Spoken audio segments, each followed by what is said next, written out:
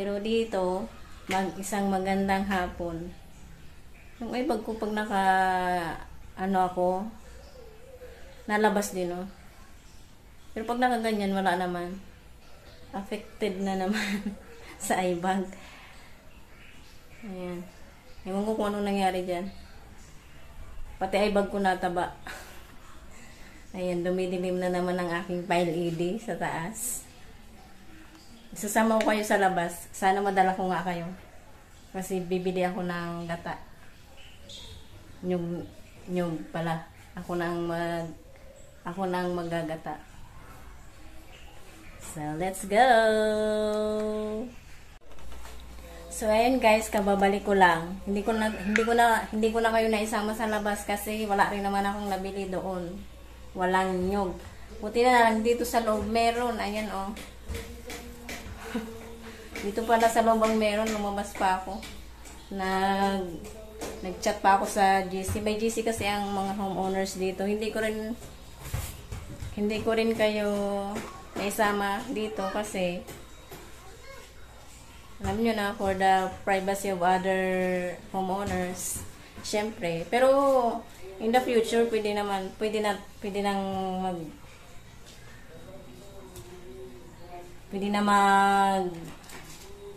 magwara-wara. Pwede na akong magrabas dyan kahit anong mangyari.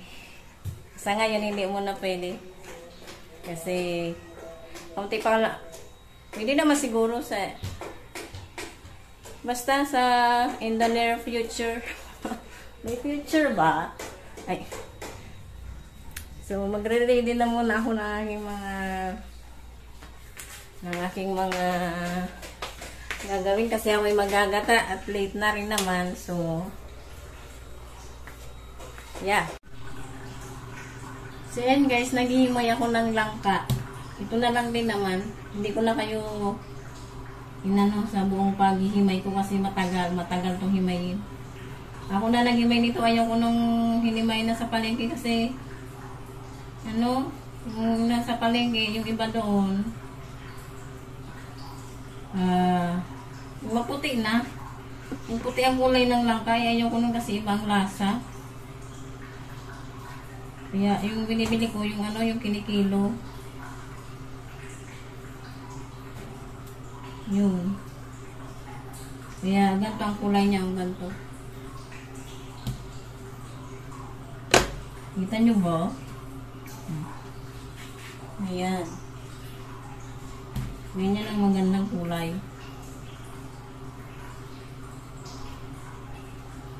Tsaka titigas pati. Kasi ang lalaki ng hiwa nila. Ito, lilitan lang natin. Nakabukas yung pinto dun sa harapan.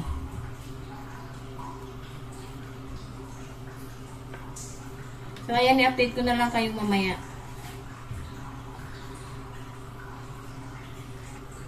So, ayan guys, ngayon naman mag-ano na ako ng gata, mapipiga na ako ng gata. At wala, saan yung ito? Ayan, ito na yung nandun pala sa lamesa. 35 pesos to. Grabe ang liit.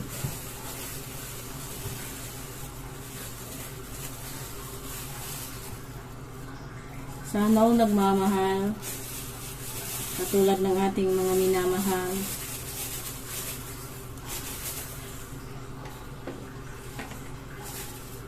So, ayan. Siyempre, mineral. Ang mineral ng buhay. Nadamihan ko to guys, 3 cups kasi yung langka is matagal siyang maluto. Matigas ba? Tapos ang iba naman itong gisisave ko kasi nga para dito sa coconut crab. Kasi ito ang kinakain daw nila. Sabi ni Mr.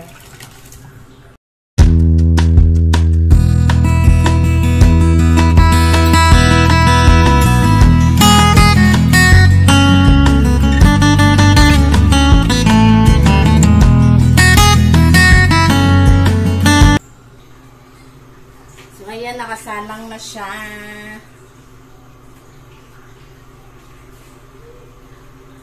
Salang na yung ating gata. Ito lang din ang aking mga panghalo. Siyempre, tuyo. Yung red bell pepper, nalaglag. Ayan yun na. Yung red bell pepper na pinakita ko sa inyo nung nakaraan, ito na yun, oh. Ito lang yung napakinabangan ko kasi yung sa baba nga, sumayad na sa lupa na bulok siya. Luya. Gusto ko sanang humingi ng malunggay dun sa kapitbahay, kaya lang nahihiya ako. Kaya ito na lang nilagay ko yung dahon ng sibuyas.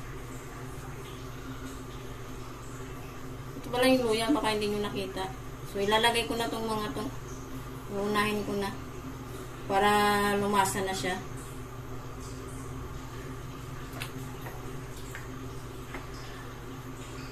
Dilim, no? Pero itong daw ng sibuyas, mamaya na to. Saglit lang naman itong maluto. Ito, kailangan na to para lumasa na siya. Tsaka lumambot na din.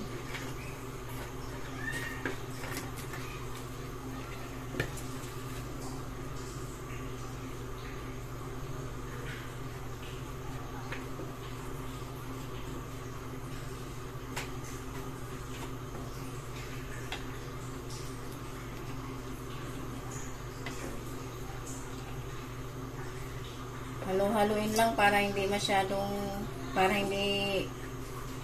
magbuo-buo yung gata. Ganda. So, ayun, habang naghalo ako, guys, may kikwento ako sa inyo. Magmamarites ako sa inyo. Para naman hindi kayo maboring. Kasi, yun nga, nagbakasyon kami sa kanila. Siyempre, Visayas ang asawa ko, guys. Hello sa mga Visayas dyan. Lalo sa mga Antequeño. Supportahan niyo po ang aking asawa.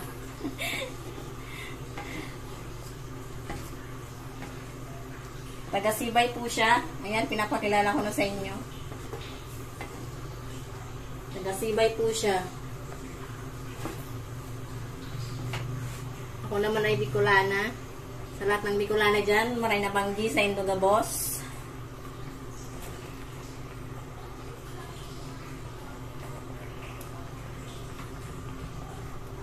Medyo hininan ko yung apoy kasi ang bilis kumulo.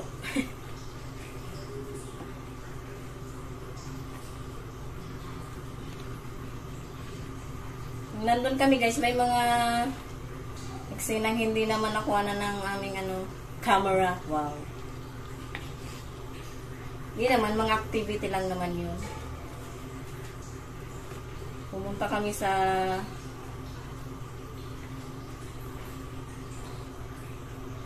yung pinunta kasi namin doon,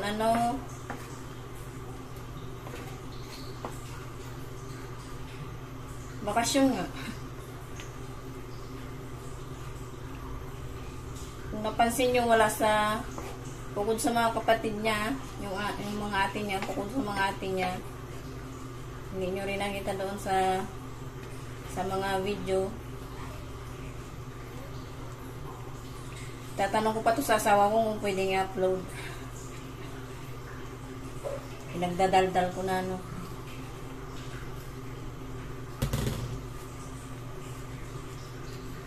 kulang yung gata ko. Akala ko kung kunti lang tong langka.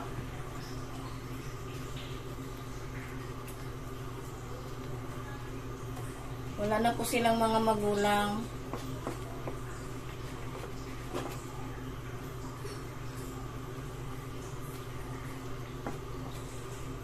Yun, pumunta kami sa puntod ng mga magulang nila, sa nanay at tatay. Tsaka habang nandun kami, dalawang padasal ang pinuntahan namin. Ay, hindi. Isa lang pala, tsaka pangalawa yung padasal doon sa nanay. Sa nanay ba? Sa nanay ata yung padasal na yung isa. Yung isa naman doon sa pinsan nila. Pumunta kami doon. Tsaka yung isang pinsan, dinalaw din namin. Yung kapatid ng nanay.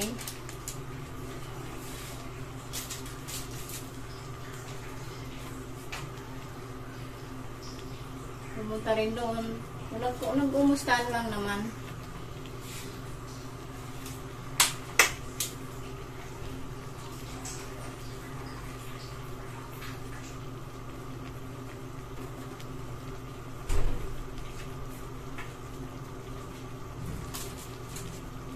Tapos guys, syempre, hindi ako marunong mag-Visayas. Ang hirap makipag-usap. Ang hirap makipag-usap kung wala kang maintindihan.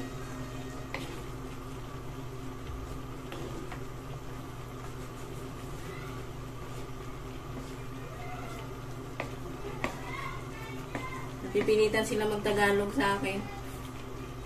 May mga words naman na similarity sa amin sa Bicol. Pero syempre, karamihan, lingwahe nila. So, para kaming nasa UN. may taga-translate. Kailangan ng translator. Pero may natutunan naman ako. Yun nga lang, kailangan ko mag-aral. Sampulan ko kayo Hello sa mga taga-Visayas dyan, huwag niyo akong i-bash. Pero okay lang, lahat daw nang binabash, sumisikat. Wow. Kaya lang, sa maling paraan. Huwag naman ganun. Nagsisimula pa lang ako.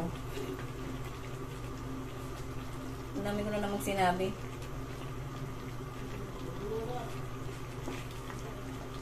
Hindi pa lang naman ang alam ko. Yung mga short term pa lang. Nabubulol ako.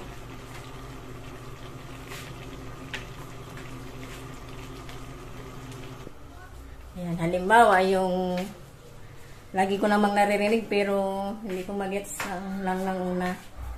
Yung ginamos, bagoong daw yun, yung ginamos.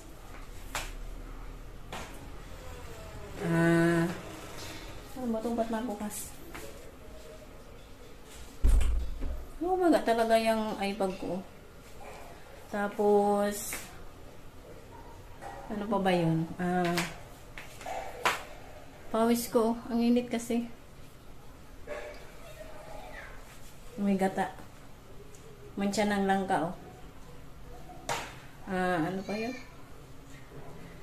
Yung una, hindi ko alam kung paano i-pronounce yung magtawas. Kala ko tawas sa kilikili. Dati, magtawas. Sasama. Magtawas ikaw. Sasama ka ba kung tama ako? Naku, kahit tatasaw ako, ibabash ako nito. Tapos, Visayas 101 to Tapos, ano pa ba yun? Ang suba, naririnig ko na sa amin yun.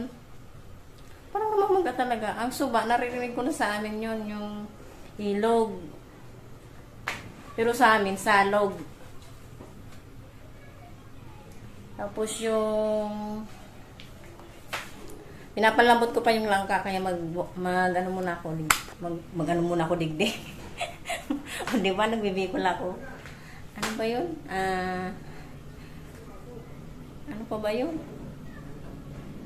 Sa diin. Sa diin. Teka lang guys, isipin ko muna. Ano ba 'yun? Saan? Saan ang sadiin? Kung sa Bicol, sain. Ayan, Tagalog, Bicol, Visayas na tayo. Ano pa ba yung alam ko?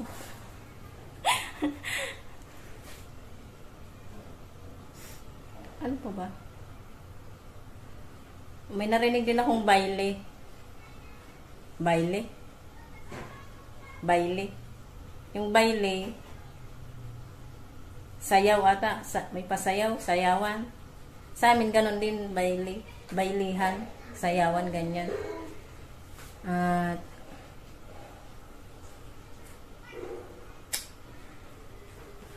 Ito, hindi ko alam kung tama to, pero paulit-ulit kung ayan lang, baka ginahugmay ko, ikaw.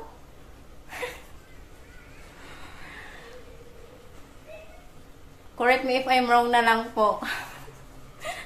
Hindi pa talaga ako masyadong ano sa Visayas language.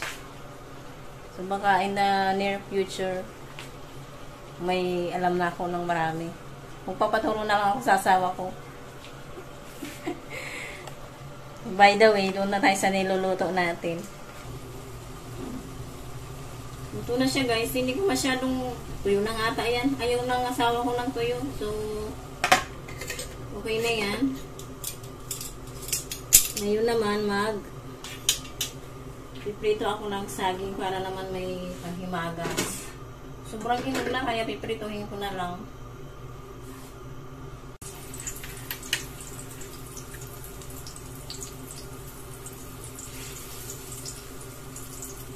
May pahabol ako guys. Yung bakulon suntukin.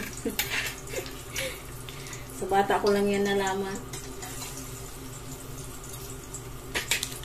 Yung word na yon sa bata ko nalaman, pero tinanong ko yun sa asawa ko kung ano yun. At saka yun, nagluto ako ng gata doon. Alam nyo na, hindi ko na, mahilig sa gata.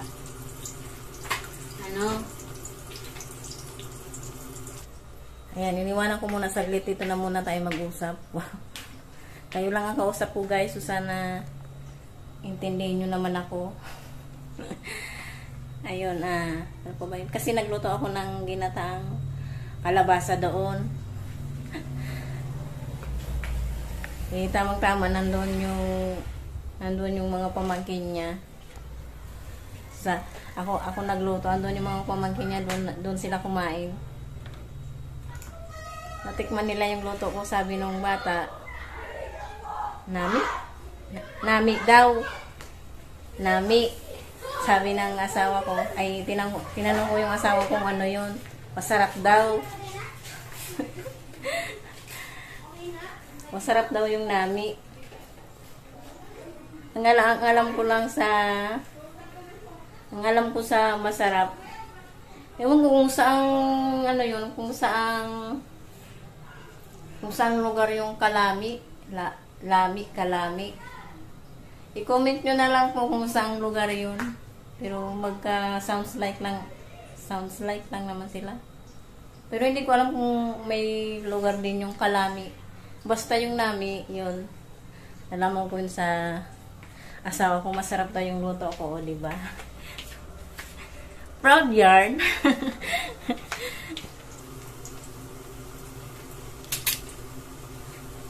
Dito na tayo ulit sa niluluto natin. Ano to? Parang maruyang walang harina. Maiba lang. Pero may harina ako dyan. Diba naghula ko sa inyo ng isang araw. Abangan nyo ang aking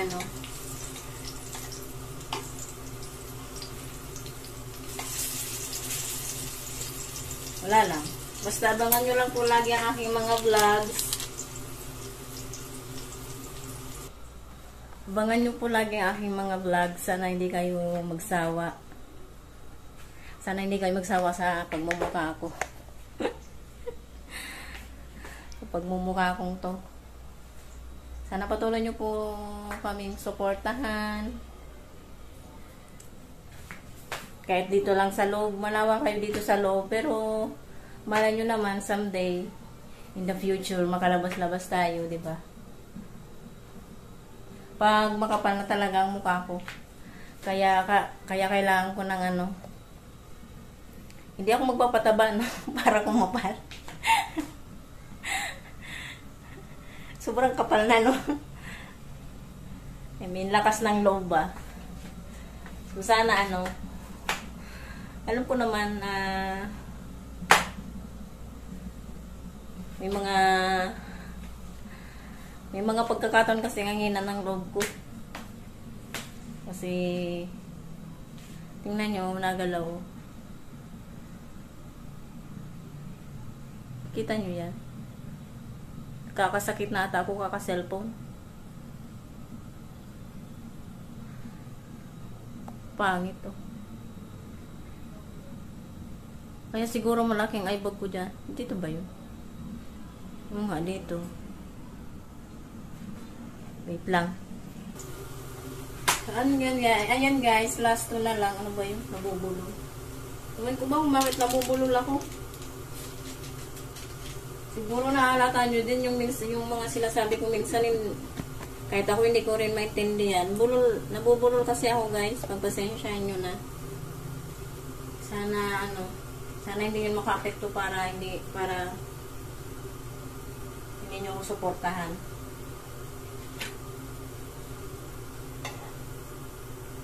Ito na lang ang aking inaantay. Ayan, tapos na. Nandito siya guys, oh.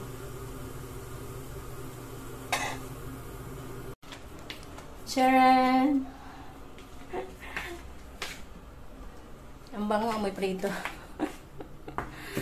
Ang pawis ko, oh. Patayin ko nga muna yung ilaw dito. Ayan.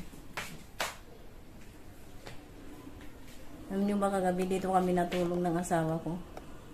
Kasi mainit dun sa kwarto. Minsan lang kami magbukas ng AC. Hello, ang makakayang kuryente. Charot lang. Hello, kumusta ulit? Inabutan ako ng kinabukasan kakaaral ng Visayas language. Literal guys, literal. Kasi mali yung mga pinagsasabi ko. Meeting ako kasi nakain ako. Evidensyang kahapon pa to, oh. Pero hindi pa naman siya panis, no? Basta pag lutong-luto ang mga gata, hindi naman niya napapanis agad. Hello, ang sarap kaya. Yung kasama ko na naiinis na sa akin kasi paulit-ulit ko nang sinasabi, paulit-ulit niyang tinuturo sa akin. Hindi ko makuha ang pronunciation. Nilista niya na nga kanina bago siya umalis, eh. Hindi ko may papakita. Kasi ang dami nakasulat. yung masahin ko na lang. Ang tama pa lang pronunciation yun. No, na yan, no, ginahigugma. Diba? Ginahigugma ko ikaw. Hello sa aking asawa. Ginahigugma ko ikaw. Yes. Nag-aaral ako mali-mali pa. Kunti pa lang yun, ha? Paano kung marami na? Okay lang yan, at least may natutunan ako. So, dito ko na lang guys, i-end ang aking na-stress ako mag-aral. Mag-aral. Nag-aral ka, konti lang nalaman. Na-stress ako doon sa ginahigugma.